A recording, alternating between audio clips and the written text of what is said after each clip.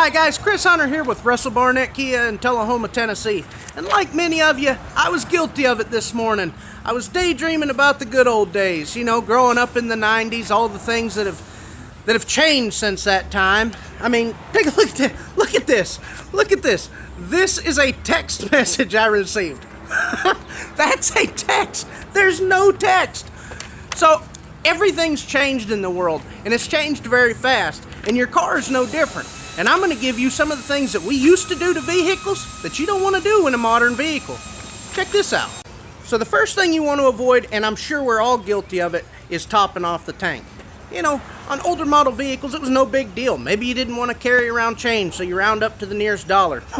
We don't even carry cash much anymore, so that's really not even a problem. But conversely, by topping off the tank, you can do a lot of damage to your vehicle. There's a lot of technology that now goes into the clean burning and efficiency of the vehicle, and this can actually be damaged by topping off the tank. So my advice is when the pump stops, you're good to go. So the next thing you want to avoid in modern vehicles also pertains to fueling. You do not want to run these vehicles empty on gas. The reason why is back in the day, your fuel pump was easily accessed. So if something went wrong with your fuel pump, it was easy to change. Nowadays, your fuel pump is found in the gas tank itself. Therefore, if you run the vehicle dry and it sucks in too much air and burns up the pump, you're going to spend a ton of money getting that pump changed inside that gas tank. So take it from me, save yourself a ton of time and some potential money, and just don't run it fully empty. Another stark difference between modern vehicles and the vehicles of yesteryear is with the oil.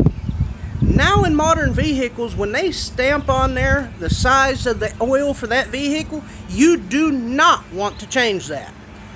Back in the day, your vehicle got a little older, got some miles on it, started to burn a little oil. The first thing you'd do is you'd run a thicker weight through it so that it wouldn't burn as much oil. Now, doing that simple thing that used to be just common knowledge can have catastrophic results on your modern vehicle. Back in the day, if you thought you had an issue with your alternator, it was very common knowledge. All you had to do was start the vehicle, disconnect the battery terminal, and just see what happens. Great and easy way to test your alternator.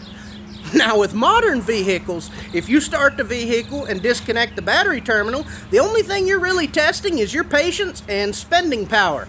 Because with modern vehicles and all the electronics that go into them, this can have some untold catastrophic effects on the vehicle itself. So my advice, don't do what we used to do, just take it to the mechanic.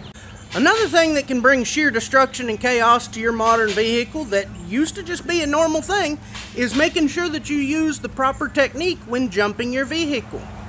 The proper technique when jumping the vehicle is to hook the vehicle up to a vehicle that's running. Once you have charged that vehicle, you turn off the vehicle that is running and try to start the vehicle you're trying to jump.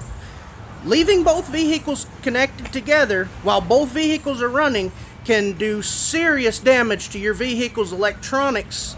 Another thing to avoid doing in a new modern vehicle is unnecessarily revving the engine. You know, when I was a kid, I had a vehicle, it was an old carbureted pickup truck, and I could sit there, I could vroom, vroom, vroom, make that thing make all kinds of nice sounds, and I looked pretty cool in the parking lot of the school doing it. But nowadays, in modern vehicles, you got to keep in mind, it's not as mechanical. You have a lot of electronics going into these vehicles to make them more powerful, to make them more efficient. So some things that we used to do aren't necessarily the thing you want to do now. If I had revved an engine of a modern vehicle, I'd have went from looking cool to looking like a fool as I asked my friends to, hey, can I have a ride home, bud? So last but not least, my advice, main thing I would avoid is I would avoid driving through standing water.